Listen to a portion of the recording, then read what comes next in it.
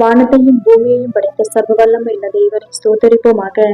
இரவு முழுவதும் கண்ணின் மணி போல பாதுகாத்து இந்த புதிய நாளை காணும்படியாக ஆகஸ்ட் 5ஆம் தேதிக்குள்ளாக நம்ம வழி நடத்தி வந்த தேவனுக்கு நன்றி செலுத்துவோமா. பரிசுத்தமுள்ள எங்கள் நல்ல தகப்பனே, உண்மை ஸ்தோத்தரிக்கிறோம், துதிக்கிறோம் ராஜா.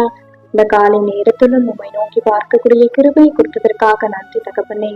அப்பா, இந்த நாளிலும் உங்களுக்கு பிரியமில்லாத எந்த காரியத்தையும் செய்யாதபடி உங்களுக்கு பிரியமான பிள்ளையை மாற்ற உதவி செய்யுங்கப்பா.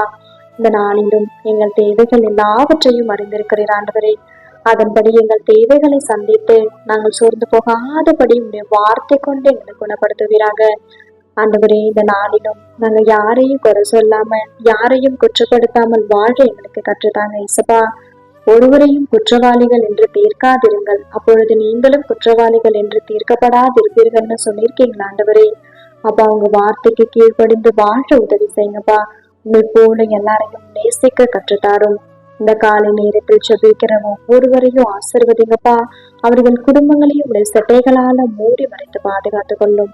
துதி கன மகிமை எல்லாம் ஒவ்வொருவருக்கே செலுத்துகிறோம்.